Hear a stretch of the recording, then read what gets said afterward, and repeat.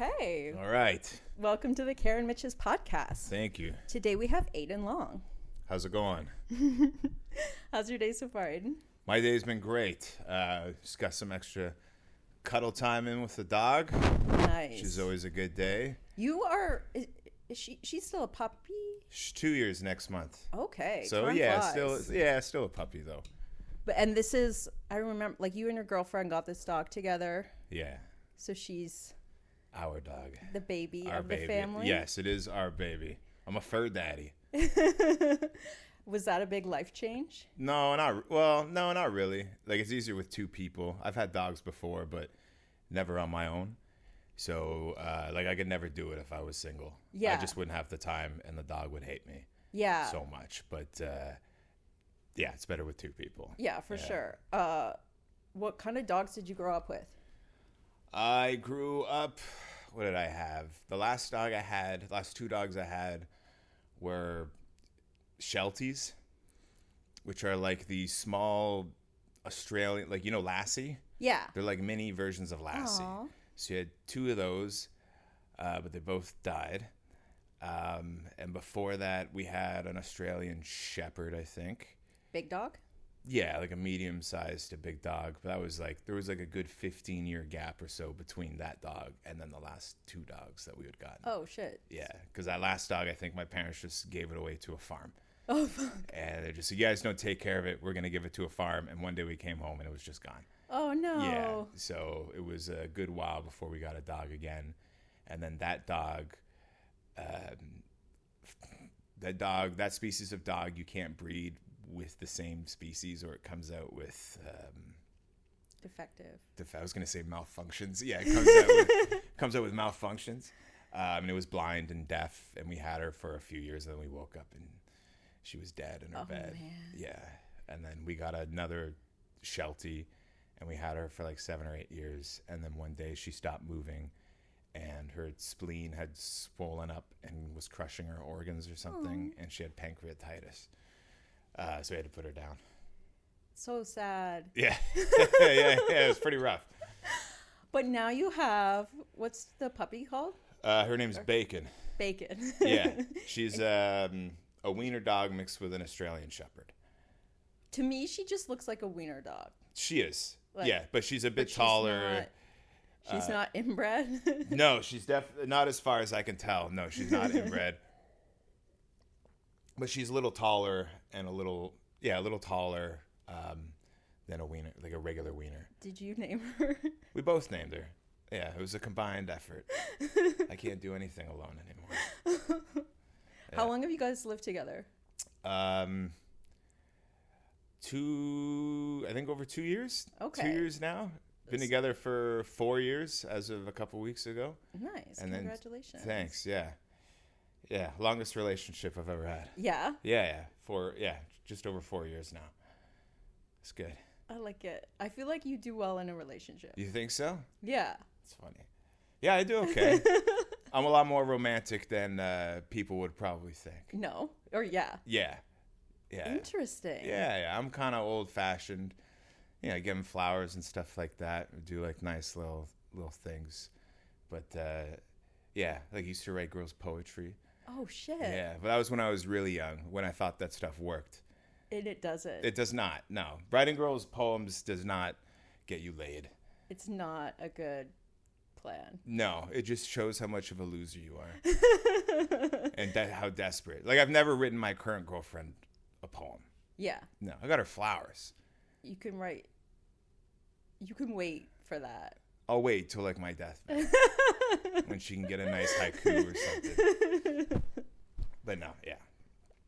I was gonna say you could write your wedding vows, but I didn't want to put that on you. Well, I plan on writing them myself. Have you heard those things where like people will get ChatGPT to write their wedding vows? Yeah, I'm not surprised. Some people have no creativity and they're lazy, right?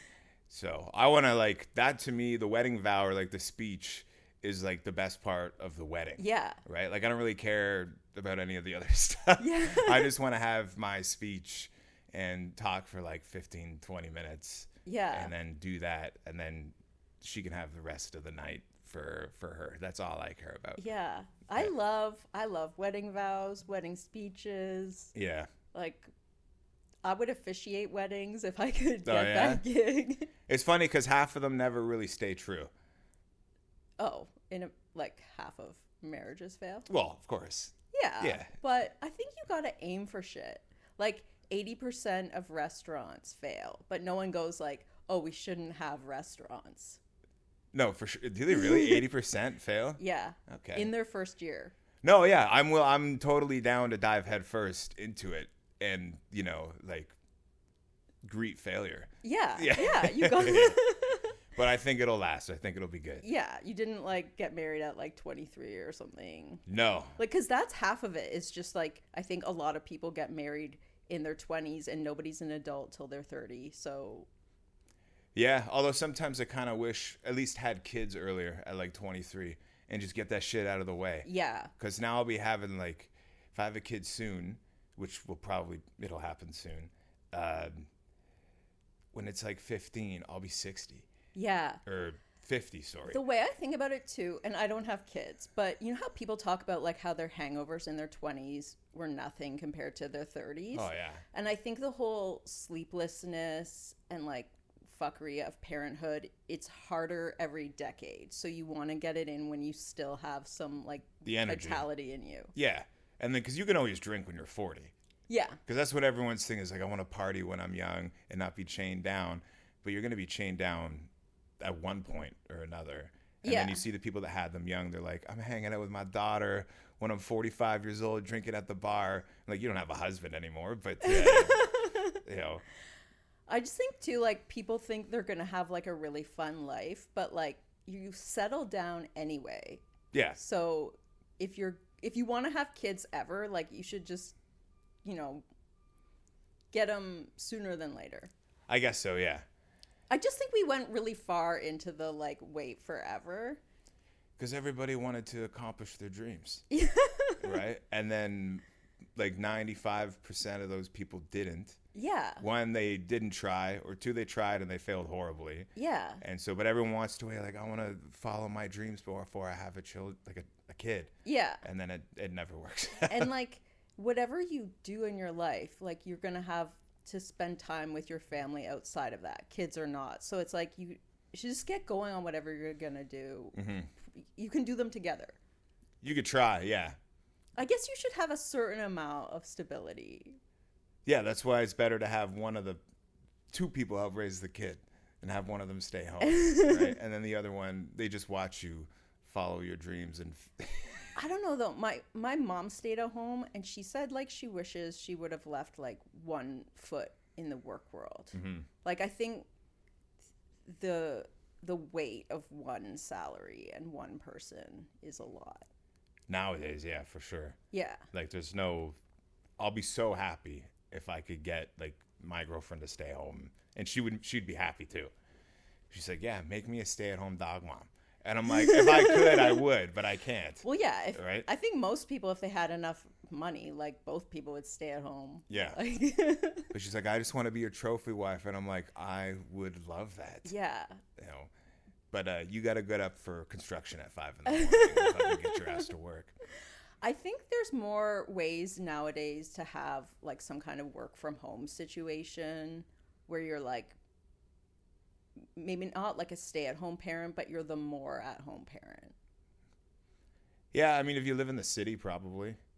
I don't know so much about like outside of the city, but yeah, I could see that. Where did you grow up? I grew up in Caledon, Ontario. So it's like an hour north of Toronto. Okay. Yeah, like it's not far from Brampton. Yeah. Sweet. Yeah. So I grew up. My parents' first house was in Brampton, like 50 years ago, and then they moved into Caledon to have more kids. How many kids are there in your family? There's 4 of us. Nice. So 6 of us all together. Are you the youngest? I'm the second youngest. Okay. I'm the youngest of 4. Yeah. Yeah, I'm the weird one. I'm the only redhead in the family. Everyone else is normal. And like the super pale and everything. Like, yeah, I was like the black sheep. Yeah. Oh, shit. Yeah. The rest of them, yeah. Do you spend a lot of time in Caledon? Like, do you know all your friends you grew up with? Yeah. I got a couple friends that are still living at home or back at home. I was with one yesterday, but most people left. Some of them moved back, like got married and then moved back. Yeah. Others still live in their mom's basement, Nice. or their parents' basement. But I don't go back very often. Sometimes we'll just drive through. If I'm going like further north, I'll just drive through to like see what's changed. Yeah. And then just keep going. Yeah, there's nothing there to go. Like Yeah. Anything in Caledon or Bolton is just a replica of Vaughan or Woodbridge or Scarp. Like it's just Shoppers Drug Mart and Kelsey's and Swiss Chalet and stuff. Like there's nothing to see. Yeah. Yeah. Yeah. I go back to London a lot. And That's where I you're have, from? Yeah, and I Yeah. have friends who are raising their kids in my parents' neighborhood, and I find that like such a trip. It's weird, eh? Yeah. Gives you a sense of like sadness a little bit. Yeah. Yeah.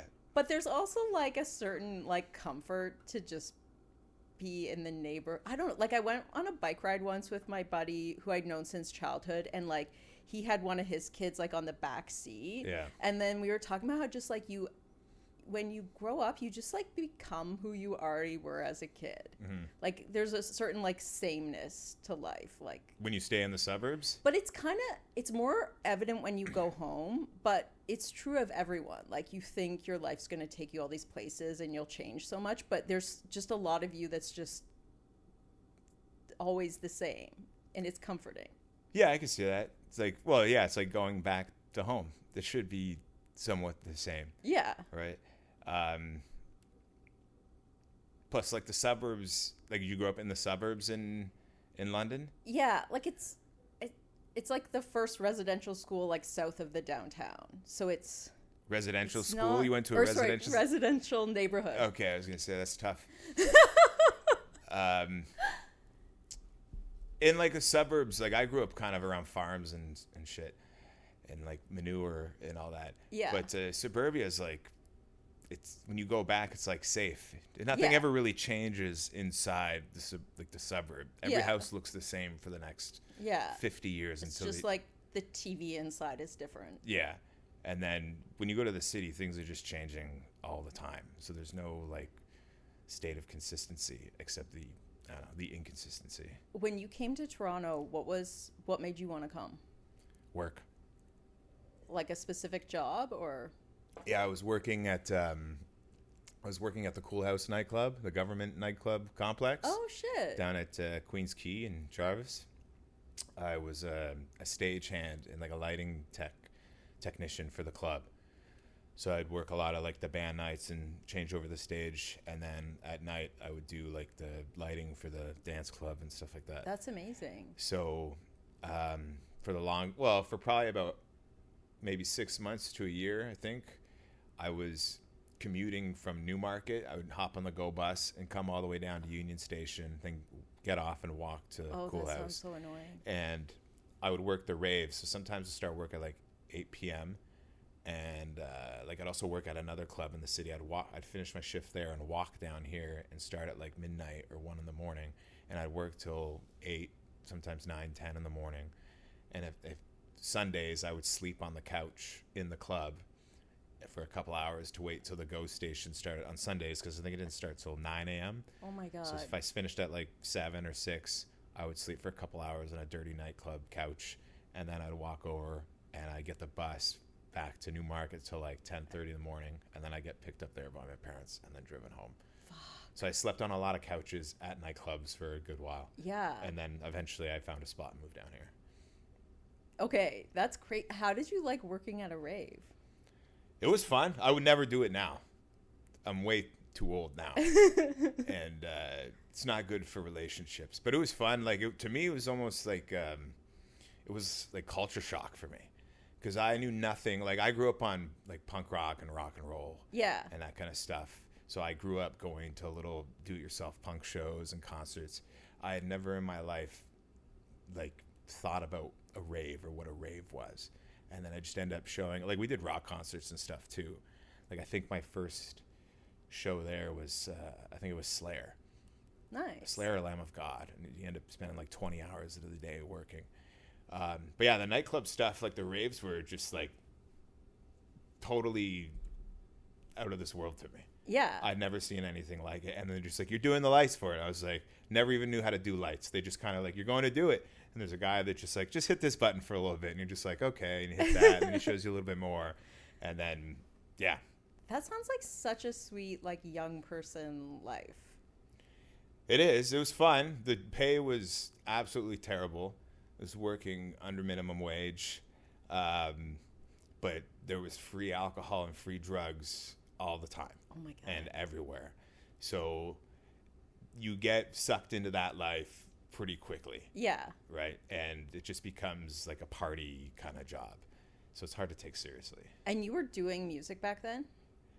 No, I was playing, but I didn't like play shows the way that I did like the way that I do comedy now. Like it was just more so like playing with friends. Yeah. I never actually did any. It never got far enough. You were just like jamming. Yeah. It was just too hard to like organize people enough to actually get something going, because the musicians are like comedians. They're always fucking late. They got no, like, they can't hold a promise. So yeah, which I'm assuming was probably with most creative people, which is, I hate it, but yeah, that's why comedy is easier. You're just by yourself. So you feel, because I think like some people get into stand-up, it's not necessarily the only way they can be creative, but it's the only way they can be creative on their own. I could see that, yeah. Yeah, because you don't, like, if you, like, screw up or, like, don't put in the work in, it's not like you can blame the bass player of your band. It's just you by yourself. So, yeah, it just makes it a little easier. Dealing with people is a pain in the ass, as I'm sure you can tell doing this. Yeah. Right? Yeah. Honestly, though, like, this is fine because it's just sort of like it's a one-off with each person. Like, yeah. If I allow for people to be late or people to reschedule, like, and it's just it's a cool thing. But I think like if my stand-up depended on someone else, I'd lose my mind fast. Yeah. Like, I like knowing like my work will pay off eventually, and I'm putting enough of it in. Mm-hmm. Whereas like if you add a bunch of people in, then it's like it's like just join improv. Yeah. Just go fucking do improv, and then you could be with a group. Yeah. Right? And I think like I think improv people who do stand up get more mad about the group, like the quality of people they have to interact with when they're around us. Whereas like people who only do stand up, they're like, well, I'm a piece of shit too, so what can I expect? Yeah. Yeah, go away. If you do improv, don't fucking come do stand up. Get the fuck out of here. We don't want you here, all right? You guys are losers. I'm not joking. So, how long have you been doing stand-up? I started, I think it was a year. Yeah, a year. I had a year in before COVID hit. Okay, and what was the, like, how did it come to you? How did I do it? Yeah. I don't know if there was like a key moment. Like I had a couple friends mention it, and like, I mean, I was always a fan of watching comedy. Yeah. And I never, like, I had no idea what it took to like write a joke or anything like that. But I wrote for a couple of months, just some like really stupid ideas that I had, and I wrote for like a month straight on just these ideas. And then for a couple weeks, I actually went to the Corner Comedy Club at their old location. I just stopped by for a couple weeks with some friends and watched a couple shows. And then I just asked if I could perform. And they're just like, yeah, come back next Thursday or whatever it is. And it was for Nitish Sakuja's show. I asked him. And he was like, yeah, just come back. And I was like, oh, that's it? That's easy. Yeah. Right? And so they just put me on. And the first ever show I did was at the Corner. I'd never done a mic. And it went well. Like I was totally, like I did well. And I was like, oh, this isn't so bad, right? Like I could do this. Had no idea what it meant to eat shit on stage. Yeah. And then I probably performed there a few times. But the second time I went back, I know I definitely ate it. And I was like, oh, I feel so bad. And I was just terrified of going back. And like, but I kept going. And then COVID hit. And then it fucked everything up. Fuck. Did you do like online stuff during COVID? No, I did some park shows and like living room shows and backyard shows. I didn't do any online stuff. Did you have fun during that time, or was it just like the worst? Just in general? Yeah. No, I hated it. Like it was, I don't know. I think like all of COVID, like comedy was especially terrible because there was just nowhere to go. And then they'd be open for like a couple weeks and they shut down again. So you go do a park show and the police get called or something stupid. But no, that was just like, I lost my job too. What was your job at the time? I was doing live AV. Oh. So like all my work depends on large groups of people getting together. So I had lost my job and went into construction. But for the first like 6 months of COVID, I just sat in my basement and drank booze. Ooh, yeah, no. like, yeah. There was nothing, because at first you thought it was just like, all right, we're gonna shut this shit down for 2 weeks. You're like, all right, we'll just hang out, right? And then it got serious, and then my parents were like, why don't you get out of the city and come stay with us? So I stay with my mom because she's a little bit closer, and it's just like she's doing the same thing up here in Tottenham, Ontario, that I am doing in the city. It was just, she would go buy me booze, and then she'd go off to work, and I would just come like 5-6 o'clock, just start pouring drinks and watch TV till I pass out. Yeah, I was so bored. After a while, like it got a little better, but COVID was not. Yeah. I was drinking a lot. What kind of job does your mom have? She works with old people. Oh shit. So she was a nurse, and then now she's like a caretaker. Like, I don't know if you call it a caretaker, but she works with elderly people like privately in their homes and stuff like that. And she also works at a seniors home and just takes care of old people. That's a beautiful thing to do. Yeah, But did you guys just get COVID really early too?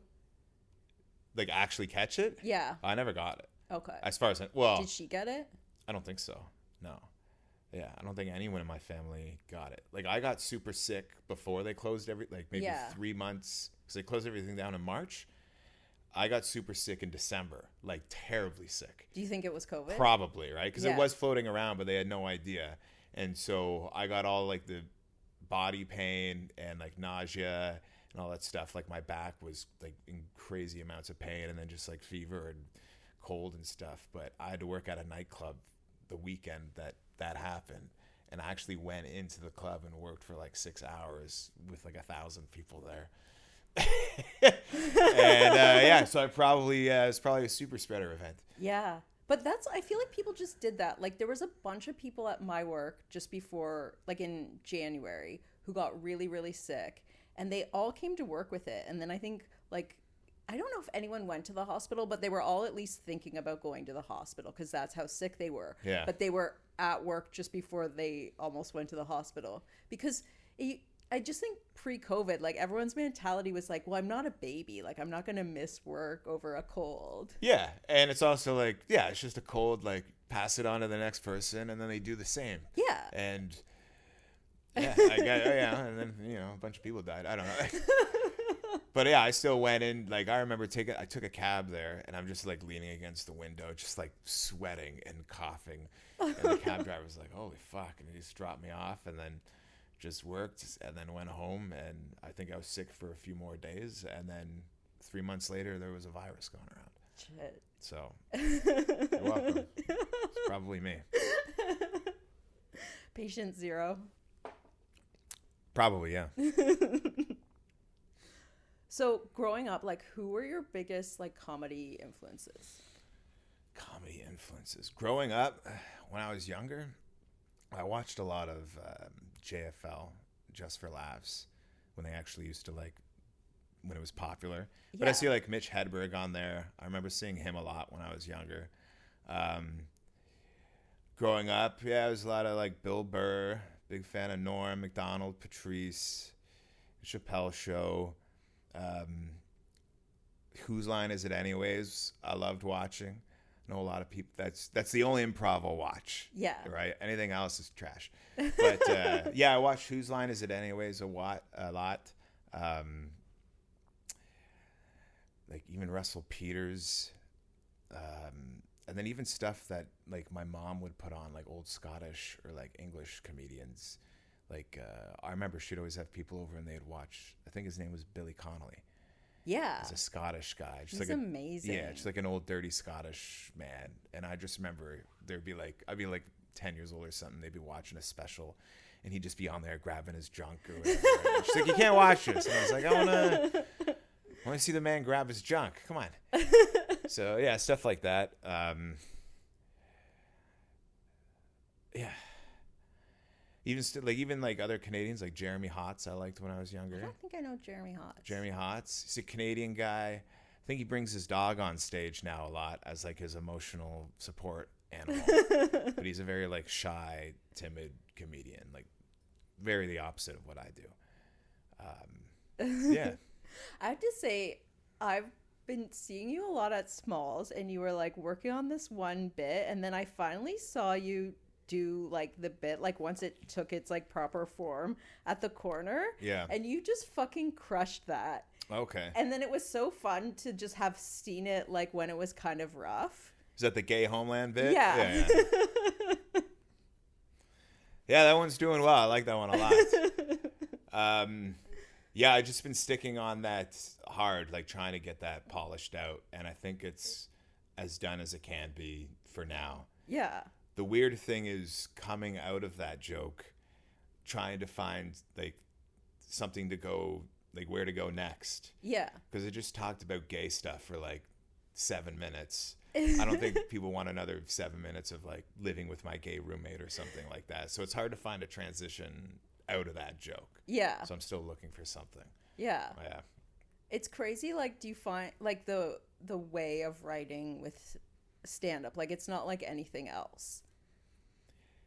Like, I feel like it's not as direct as like when you write a story or something. Like, there's so much more like places something could go. Yeah, I guess, well, with a story, I mean, I guess with any writing, you have some sort of idea in mind. But with a story, you usually try and stick to that idea.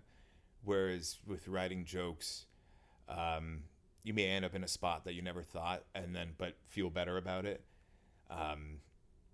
which is good. You want that surprise. Yeah. All right.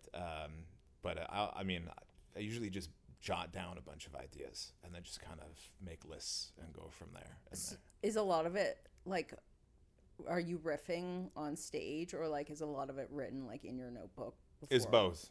I'll write a bunch of stuff down, and it may not even look like it makes sense, but I'll just write it down so at least the idea is somewhat in my head.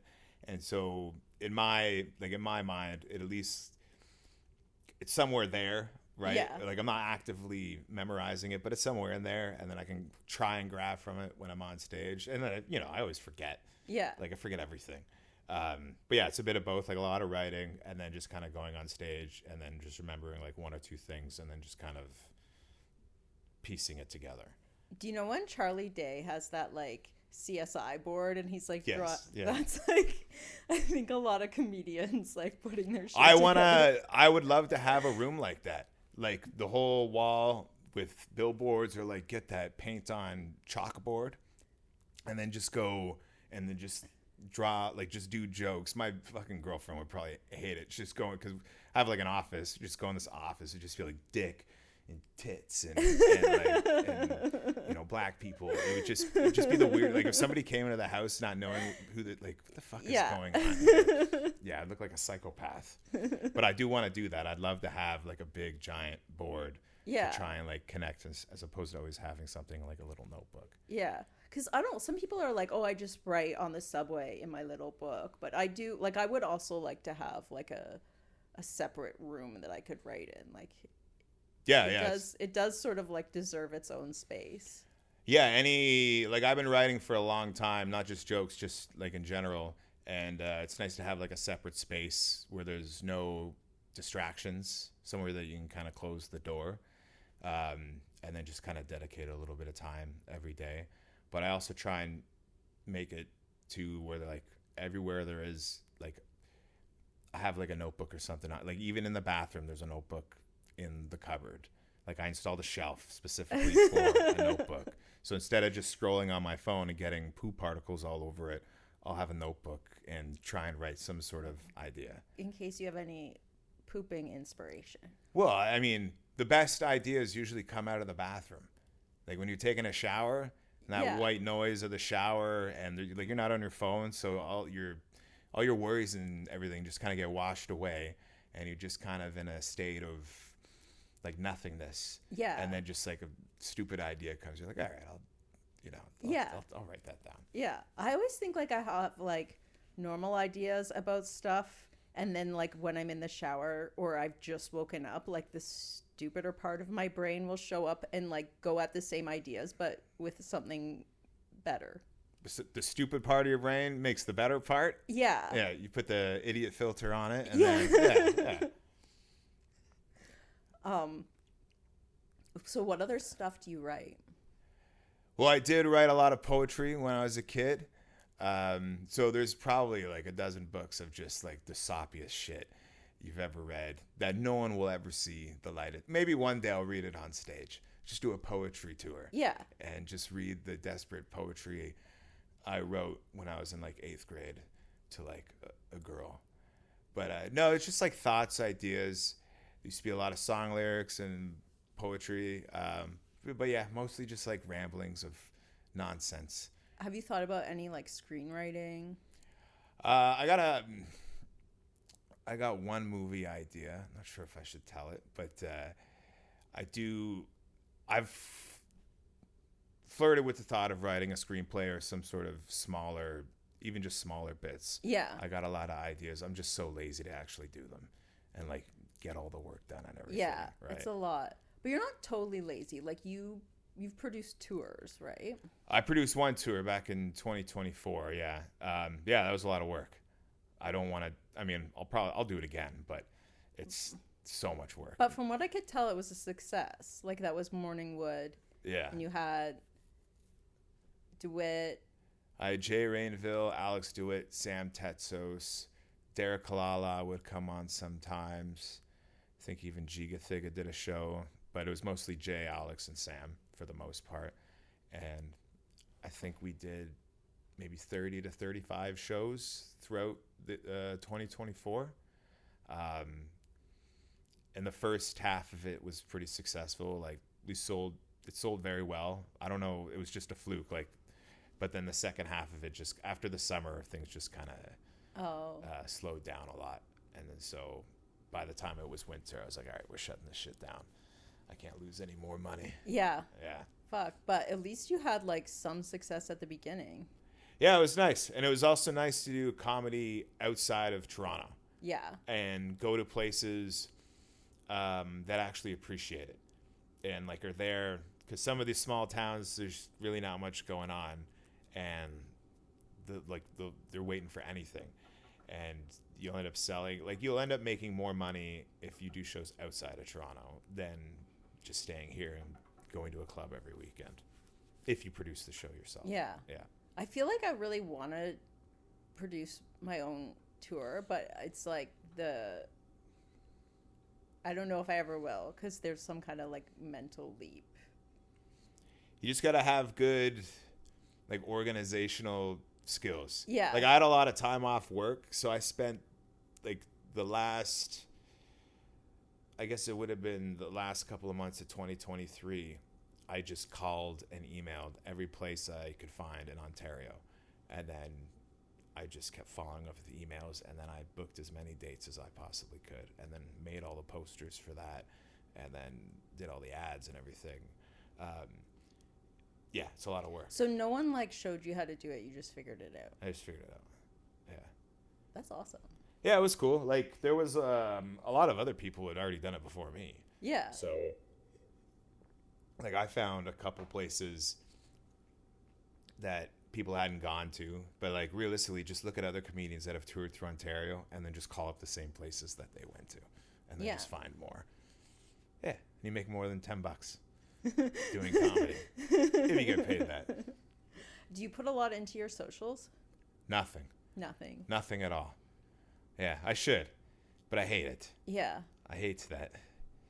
Just the constant, I don't know. I can't be the guy like, hey, fucking, welcome. Like, I don't know. I feel like you could do that. I will. You'll see me. Like yeah. You have some strong opinions that people would appreciate. Oh, really? Interesting. I'm going to have to find out what those strong opinions are.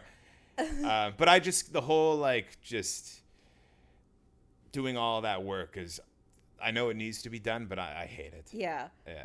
I feel like I could do that too, but it's like another mental leap I haven't made yet. And then I also just think I don't record my stand up well. Like, Yeah. so that's probably the first thing I should do is just start getting like better quality clips. So my social media actually shows people like my main thing that I do. Yeah. Because it matters, like if I've always have shit volume, and Yeah, you gotta get mics. that matters a lot. Yeah. Your phone will be fine, but yeah, you gotta get some extra mics. Like I got some, and yeah, I gotta start posting some shit. But like even, I don't know. People are so, people are assholes on the internet. Like I post just a poster and I made it with AI, and I have 40 people like, look at this fucking AI slop, you fucking hack. Your jokes are probably written by AI. I was like, oh my God, man. Yeah. It's like I just woke up and like, and that was nothing. Like Yeah. but people were just so mad at the fact that I used some AI to make a comedy poster. People are really fucking rude. I've had a few, like especially when I was just starting out, sometimes I fuck this up so the mics didn't work, right? Yeah. But I'd still have the audio from the camera. So I posted a few with that. And then everyone's like, the mics are fake, you fucking loser. Oh my God, it's one failure, just like calm down. Yeah, I know. People get very invested. I'm just like all right, whatever. It makes, I don't know. So there's that. You gotta deal with that. Yeah. Which I'm just like, man, like, and like it doesn't, what they say, it doesn't bother me, but just, I don't know, just seeing it and you just like try to interact with these people, there's just no hope. Yeah. And even like if you put out something mint, there will be just that one guy who's like, I don't like this. Yeah, and you're like, This all right, isn't then, for me. then go away. I don't care. Leave me alone, please. There's a lot of hate online, you know? I don't want to contribute to that or be a part of it. What do you think about like over the time you've been doing stand up, just like the way the scene has been? Like, how has it changed? Yeah. That's a good question. Well, because I got into it at like a really crappy time because of COVID. And so I don't really have like a good barometer or whatever of what it was really like before that. But one, having really no idea of like stand-up culture or whatever, what it was, like I had no idea it would be this political, and people are so like niche and whatnot. That was the last thing I was thinking about getting into this. I was like, oh, let's just go be funny. And then there's all these like, there's a lot of division and people who like, you shouldn't hang out with that comic, or you know, and all this stuff. So that was kind of, I was naive in that sense. Yeah. I think most people think it's going to be like a very chill group of people to be around. No. And everyone has an opinion and everyone thinks their opinion is the best opinion. Yeah. And it's not like, yeah. Yeah, it's what would I say? Like, it's also a lot of pretending, which I'm not really a big fan of.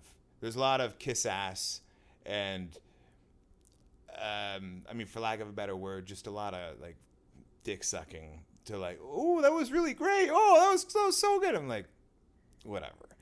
Like, I didn't realize there'd be this much kiss ass. And like, for people who are like, some people are in their 40s and I'm like, do you have no spine? Like, come on, do better. You know? But yeah, it's very cliquey, and I try and stay away from like the clickiness and the drama. Like, you know, I don't go to do karaoke at midnight after comedy. Yeah. I go home. But yeah, it's a strange, like, don't get me wrong, there's a lot of people that I've met that are good friends, and I think they're hilarious, and I like being around them. But it was just a weird environment for me to be in, because I had already made all my friends. Yeah. You know, and I've had friends for, you know, a decade or two, the same friends. And when you get put into, like, when you go start comedy, you get introduced to a whole new group of people. And then within that group, there's like 100 other groups within that group. And Yeah. stand-up's such a like a wide, like it really is like a pretty diverse group of people. Like any type of person you want to look for, you'll find them in stand up. Yeah. So yeah, I had no idea it would be like that. Yeah, I find like, because I think what happens, a lot of people are younger, so, and it's like, I kind of think of like when I was in my 20s, like the bar scene that I was involved in. It's like combining where you go out to drink with where you going to do your job. Right. And it's like, don't do that. But I kind of think, well, maybe like if I got into it younger, I probably would have done that. Mm-hmm. And it's like, I do really value the relationships that I've formed, but they're much more like work friends. Right. And it is a much more diverse group. Like I've met all kinds of people I just wouldn't have met, especially because after a certain age, like you don't meet a lot of people. No, if you're doing the same job for like, 10, 20 years, it's just like, the last time I met new friends was when I came to work down in Toronto. And then I met people that I worked with that became friends. And then if I never did stand up, it would have just been those people and then the people I grew up with. And I'm glad like I know all these new people, but I don't want stand up to be about my friendships, and I don't want people to like be friends with me because they think I'll give them something, because it's like I'll just give stuff to people. Like if I have stuff, like you don't have to like take me out for dinner. Like I'll just have you on my show if you're a good comic, you know? So just being out at mics and doing good is like the highest level that a person can impress me. And then I don't know, I just don't want a scene that's around like friendship. Yeah, well, for some people that's what it's for, right? Just like they're like, yeah, I'm not, I mean, they're not going to go anywhere with it. And but they're like, yeah, I'm just here for the friendship. And it's like, that's great. I'm not. Like I want to do something. Like I want to I want to do comedy. But I think there are a good chunk of people that do comedy just to make friends. Yeah. Which is fine. I don't know. Like I'm not going to tell you can't. No. You know. And I think like those people are great if like they also like host a mic and it's like you're kind of like you're providing something to the scene, right? Yeah, that's what a lot of the like newer comics will do. Is they'll produce show. I mean, I did it too. So produce shows to. It's really the only way you can kind of get your foot in the door, and then meet people, and have some sort of chance of doing like a decent show. Yeah. Do you have any like clubs that are your favorite places to be at? I mean, for Toronto, it's either Yucks or the Corner. I don't really care about any other clubs' opinions on me other than those two. Yeah. So I'm working hard to try and get into either of them. The other clubs are just. You mentioned because you did your first mic at the other location of the Corner. Yeah. That closed. Where was that one? So it's just down the street from where it is now. Okay. It was on the north side of Queen. I think it was Queen and John, and it was smaller than what it is now. Oh. And you'd like walk to this back alley, and then you open the door, and the bar would be right there, and then there's the bathrooms, and then a couple of steps, and then maybe 20, 25 seats, I would think. Oh, wow. Yeah. So the location now is much bigger, which is nice. Yeah. I love that spot. They used to have 3 spots. In Toronto? 2 in Toronto. So they had one on Queen, and then there was another one on Queen just down by, like further east on Queen Street. And then they had one in Niagara too. But I'd never been to that one. Yeah. Nice. Mm-hmm. And that was sort of like got fucked by COVID. I don't know if that got shut down before COVID or during. I know the second location down here, I think COVID shut it down. Yeah. And then like even performing like even outside of the city, like Barrie's a good spot to perform. They always have a good time. Trenton, Ontario is a pretty good spot. Was it London or Chatham was pretty fun. Yeah. There's some weird spots. Yeah.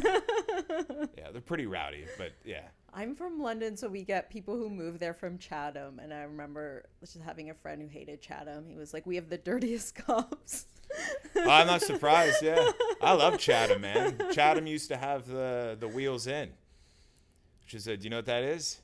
It sounds familiar. The Wheels Inn was an old hotel that had an amusement park inside it.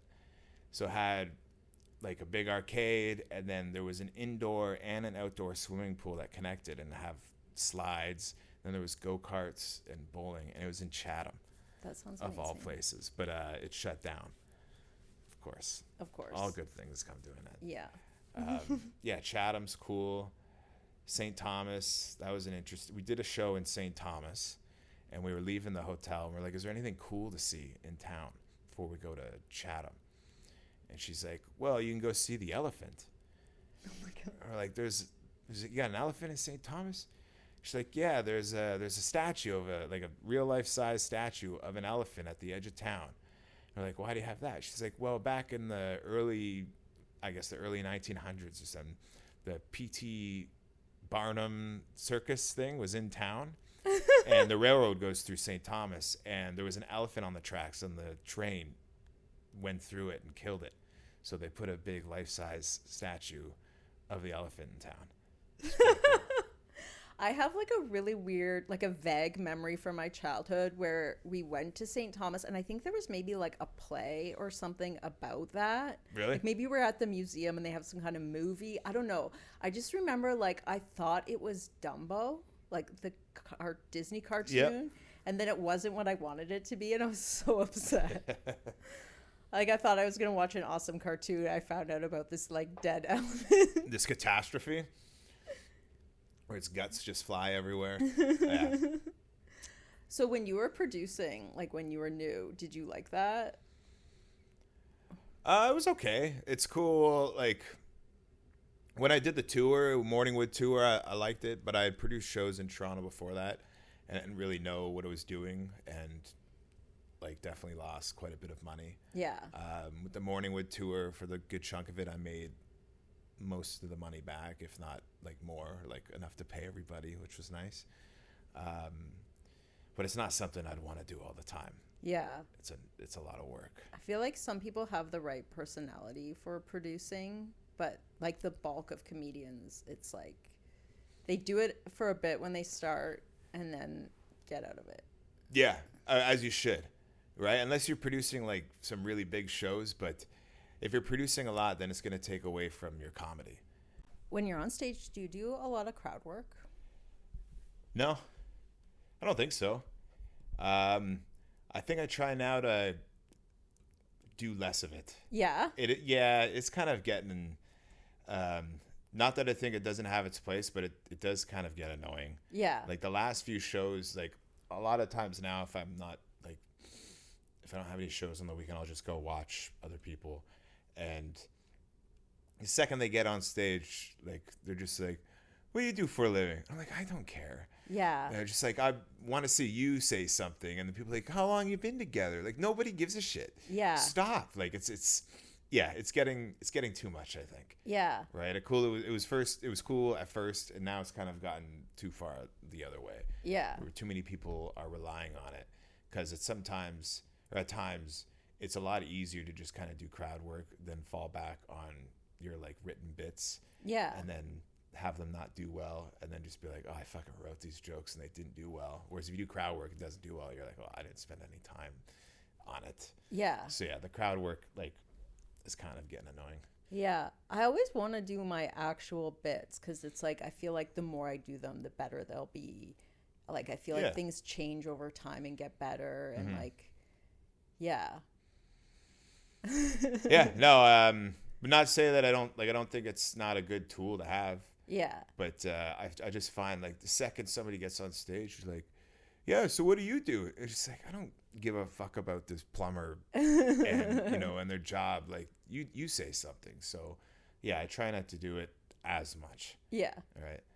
Try and have a full set at least. But yeah. Why, do you like it? I don't like it. Like I do try to, like, I feel like it's good, especially when I'm hosting. I always want to do a little bit of crowd work. And I kind of think that's who in the show should do it, is the host. And then, like, especially because I'm at, like, shows with lots of amateurs. So sometimes, like, you have, like, 6 different amateurs doing crowd work on the same small group of people. Yeah. And I'm like, guys, we're not learning anything. We're just burning out the audience. Yeah, and then they're like, they ask them the same questions the last three comics asked them, and it's just like being like a spectator at the show. It's like, and really, like, I don't know. I'd get a little pissed if I paid a bunch of money and the people just started doing crowd jokes, you know, unless I paid for a crowd work show. Yeah. Right. But yeah, those are my thoughts on it. Is your girlfriend from Brazil? Yeah. Mm-hmm. Is there any like cultural disconnect between you guys? Oh, of course. Yeah, she comes from like a loving place, and I don't. Oh yeah, for sure. Nothing like too drastic. I would say that we're like, you know, on the complete ends of the spectrum of a certain thing. Yeah. But so I know you said you have some Scottish background. Yeah, What Scottish else? and Newfie. I'm pretty sure. Yeah. Nice. So just retarded all over. So I don't know. They're like warmer. I find Canadian people not to be very warm. No, we're not. South American people, like Brazilian people, I can at least kind of speak for. They're very, very warm and friendly, and they like to be around family. I didn't grow up that way. Like, I don't spend any time with my family. Not as much as they would. Yeah. Like every Sunday they get together and have a barbecue. Like I wait till Christmas. So just stuff like that, but everything else is like more or less the same. Do you think she's like that you've changed at all since being with her? Like more open, more friendly? Oh yeah. Yeah, and less miserable. Yeah. Women have a good way of putting up a mirror to your bullshit. And I mean, that's why I like her. She'll just tell me straight up, like, you're an asshole. And I was like, yeah, well. So, like, yeah, I think with her, I've opened up a bit more and become a little more relaxed, even if she might not think so. But she's like, you're doing better. And I was like, you know what, fuck you. Tell me I'm doing better. And in turn, I think I've made her worse of a person. Yeah, like openly more like hateful and judgmental, but like with me, like she's become more of an ass, which is great. I love it. Just talk shit. But yeah, she's made me better, and we've kind of leveled out. She brought me up, and I brought her down a little bit. So we're on the same level. I remember this girl at my work had gained a bunch of weight, and she's like, she said it was because she got a boyfriend. Yeah. And I do kind of think like women eat worse and like drink more and like. Oh yeah, for sure. Yeah, that's a real thing. It's a lot of like, I don't know. It's so funny. Like I got in a relationship and I gained a bunch of weight, and then I got into a relationship and I lost a bunch of weight because I don't know. Your toxicity could go either way. Yeah. But yeah, I think it's normal. People gain a bunch of weight because you always go out to eat. Yeah. And you just end up eating garbage, just get poutines and chicken burgers and shit. Yeah. And you end up, yeah, of course. So it happens when you're in love. And when you fall out of love, you get even fatter. You're just shoving it down your face. Yeah. Do you think, will you ever go to Brazil? I've already been. You have? Yeah, I was there last January for a month. How was it? It was awful. It was terrible. Because we were there for a month. We stayed with her parents, and we drove. So she's like from like inland in Brazil, so it's about a 5-6 hour drive to the ocean. So her and I, her family, and like the rest, like all 30 of her family members, we all drove down to the ocean. We left at like 1 a.m. to miss traffic, because traffic in Brazil is terrible. And we got there at like 6 a.m. So it was like a Tuesday or Wednesday. By Friday, I had gotten sick. I was just like, I'm just going to go back to the Airbnb and get out of the sun. And by the time they all got back, I was just throwing up and had diarrhea at the same time. Oh, and it was shit. just shooting out, right? And first it was like, all right, I can handle this, right?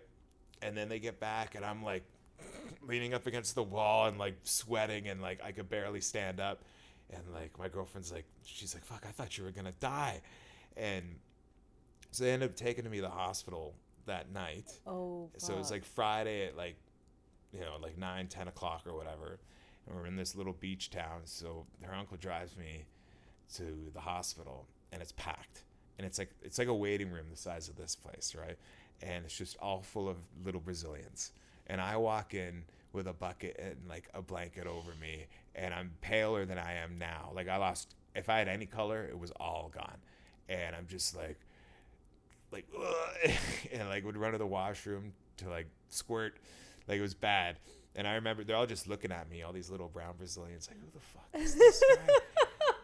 And I go, towering albino. Yeah, I know, yeah, because they're not very tall. Most of them aren't very tall, right? And it was just like, yeah, they're like, look at this albino fuck. And but I go sit down a couple seats away from this old lady, and she looked at me. She's like, and she got up immediately and sat on the other side of the room. She probably thought I had COVID or something. But I ended up, and my girlfriend got sick as well. I think both of us ended up going to the hospital like 4 or 5 times, and we were sick. Like, we were in bed for about 10 days. Oh, my God. Yeah. It was terrible. What do you think you had?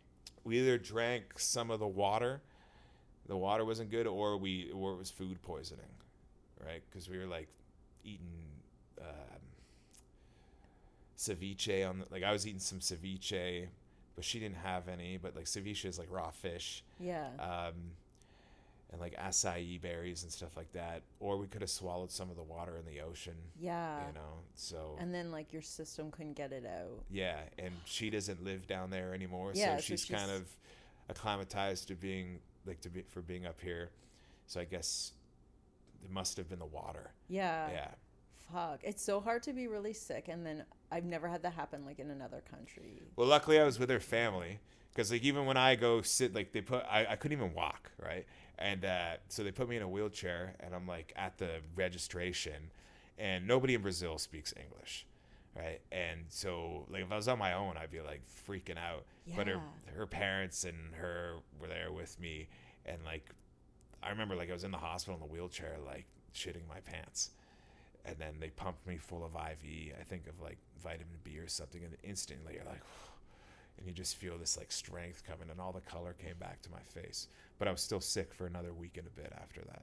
Shit. Yeah, it was brutal. Oh my God, I wouldn't wish that on anybody. That sounds horrific. I felt bad for her mom, because her mom would come clean up, right? And like sometimes you just crap your pants. You just be laying in bed. We were sleeping in her parents' bed, and you just be like, you trust this fart, right? And then you're like, fuck, I gotta take a shower. I gotta take another shower. So yeah, it was, and the healthcare there is actually pretty good. It is? Yeah, it was free until we ended up going to a private one later on. But like they took me in, no problem. They're like, yeah, just nice. Yeah, so it wasn't too bad. Oh. Yeah. Other than that, it was great. Does she have family up here? No, she's the only one. Just me. Yeah. Yeah. Do any of them want to come up? Her parents have been up probably 3 or 4 times. They stayed with us for 2 months in the last summer, so that was great. Didn't cook or clean for 2 months straight, which is nice. Her mom took care of all of that. Yeah. She wouldn't even let me cook or like clean. That sounds amazing. Right? I'd be like cleaning dishes. She's like, no. She's just, like she didn't speak English. She's like, you just go away. But she'd tell my girl, she's like, it's a hard worker, right? But you should be doing the dishes. So you're like excited to marry into like a traditional culture? A little bit, yeah. I don't know. Growing up the way I did, you don't really think you have any culture. Yeah. There was like, because culture is like, it's traditions. I didn't have any traditions. What about like, was there anything Scottish that you guys did? Just drink. That's pretty Scottish. Not really, no. Like that's on my mom's side. On my dad's side is like an English newfie. Like I wouldn't even know what traditions to like pass down. Like some of the food we'd eat, sure, but like when I think of like traditions, I think of like people getting together and like celebrating something, and we just did the regular like Christmas, yeah, you know, but not for any religious sort of reasons. It was solely for like a capitalist cultural, like that's what I think our culture is here in Canada, or like North America. Buying shit. It's buying shit, right? Like people don't go celebrate Christmas for Jesus. You get gifts. Yeah. You buy every holiday we have is surrounded by buying something. Valentine's Day, you buy something, like you're supposed to buy something, like Yeah. chocolates or flowers for your girl or whoever. Easter, you buy eggs. Christmas, you just buy you buy toys, right? And then even when we sort of like take something from another culture, we sort of make it about money. Yeah. Like yoga isn't just like people like something people are doing at the temple. It's like you go and you pay every time to do yoga. Yeah. And we also made it about exercise and like looking good. Mm-hmm. Everything's well, I know it's true. I'm not hating on it. Everything's done to make money or to be like efficient. Yeah. Right. But I think our culture is solely based around, or a good chunk of it is solely based around like buying stuff. Yeah. Because people have more in relation to people with like what they consume, or the products they buy, the TVs they or the TV shows that they watch. Not a lot of people here, at least in like my generation, like bonded over religion. Even I went to a Catholic school. Nobody's like, yeah, we'll do scripture on Friday. It was like, no, we're gonna go watch the game and drink and eat wings. Yeah. Yeah. It's like everyone can see it, but nobody can get away from it. Yeah, I think once the ball started spinning on that, there's no way to slow it down. It's just gonna get worse probably. But I don't think it's really a cohesive. I don't know. I kind of go back and forth.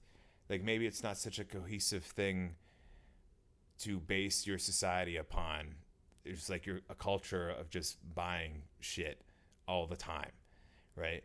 But at the same time, like I'm pretty anti-religion, so this is how that's how I grew up. It's like we like other cultures, but we don't want to actually like even when you talk about your wife with her family, like would you want to be part of a culture where you're really beholden to like your extended family and like Yeah, I don't know. See, I could do that with like her side of the family because that's how they are. But like on my side, it'd be like like if you'd grown up with like say like a father who expected you to go into his profession and like oh yeah, like if there'd been a lot of extended family making demands on your time and energy.